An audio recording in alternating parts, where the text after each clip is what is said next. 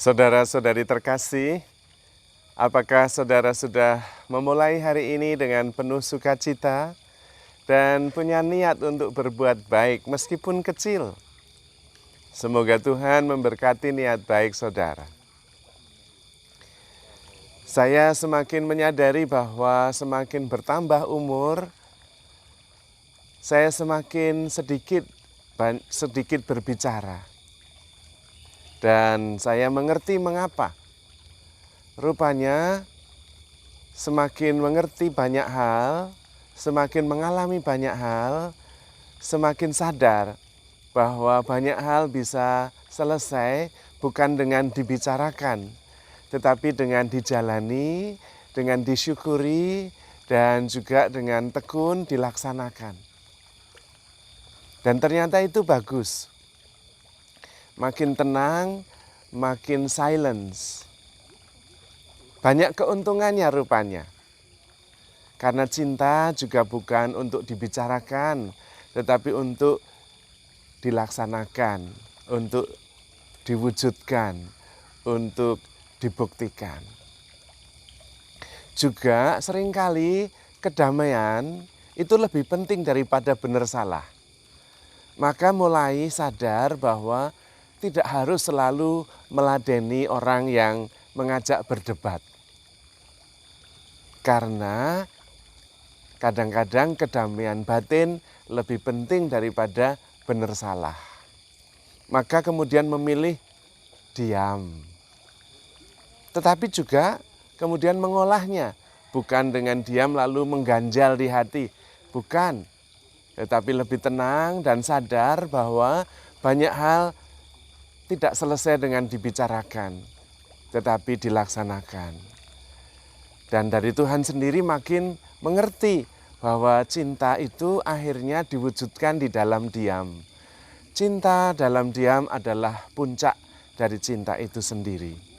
Karena memang cinta lebih berupa tindakan, bukan kata-kata. Dulu saya tidak mengerti ungkapan yang mengatakan, jika engkau mencintai, katakanlah. Tetapi sekarang saya justru semakin yakin, kalau mencintai tidak usah dikatakan. Diwujudkan saja, melalui tindakan dalam diam. Itu jauh lebih berarti. Mengurangi banyak salah paham. Dan rupanya dengan diam, dengan lebih memilih mengungkapkan kasih ya dalam bentuk tindakan, kita bisa menjadi lebih sadar, lebih damai, lebih tenang. Mengurangi banyak sekali salah paham. Kemudian bisa fokus pada pertumbuhan, bukan pada pengalaman sakit hati. Perbedaan orang yang bijaksana dengan orang yang tidak bijaksana adalah sama-sama mengalami peristiwa yang mirip. Namun yang satu bertumbuh, yang satu hanya sakit hati. Kelihatan dari ungkapannya. Romo, saya ini menjadi begini karena dulu kan saya mengalami trauma, Romo. Jadi kan ya tidak bisa sepenuhnya saya yang salah. Karena saya mengalami trauma dari orang tua saya. Yang kasar, yang keras, yang defisit cinta, sehingga saya menjadi seperti ini.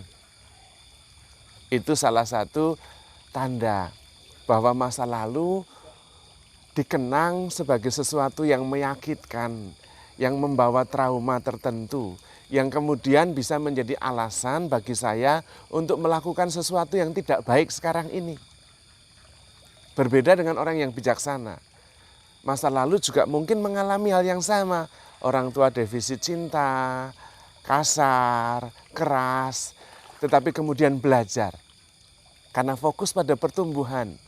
Sehingga apa yang terjadi di masa lalu bukan menjadi kenangan yang menyakitkan, tetapi menjadi pelajaran yang membuat kita tumbuh makin bijaksana. Itu terjadi di dalam diam.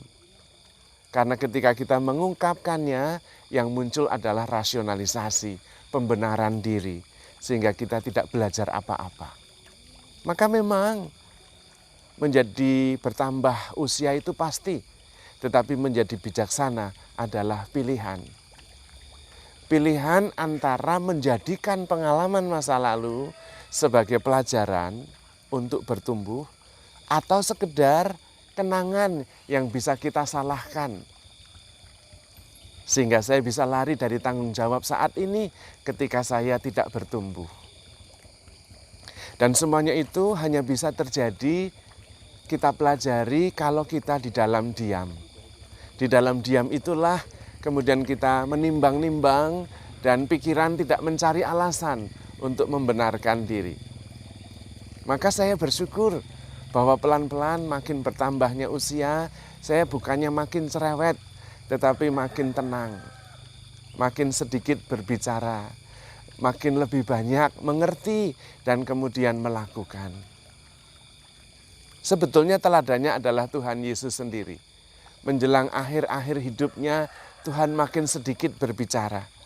Dan semua dilaksanakannya dengan ikhlas, karena semuanya sudah dimengerti sebagai ungkapan cinta.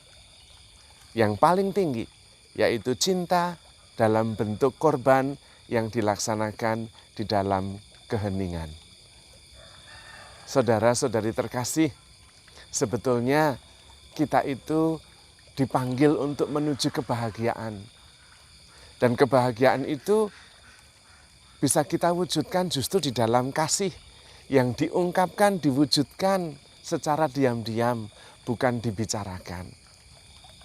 Bahkan pengalaman masa lalu yang mungkin menyakitkan bisa menjadi sebuah pelajaran berharga yang membuat kita makin bertumbuh dalam kebijaksanaan.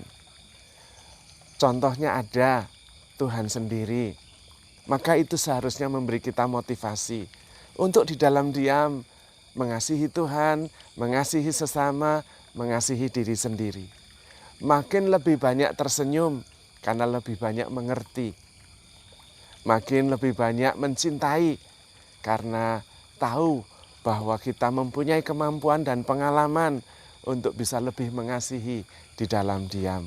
Tidak perlu banyak bicara, tetapi membuktikan bahwa saya mampu dan kuat untuk mengasihi karena Tuhan ada di dalam diri kita, mengasihi kita, memberi kita daya kemampuan untuk melakukan tindakan-tindakan kasih, menjaga perkataan, melakukan banyak tindakan kasih dan bersyukur karena begitu dicintai Tuhan. Itu yang penting. Hidup kita jauh lebih tenang, jauh dari banyak salah paham, dan kita lebih banyak penuh sukacita karena selalu bersyukur dan sadar bahwa Tuhan sangat mengasihi kita. Maka handle yourself with care because you are loved.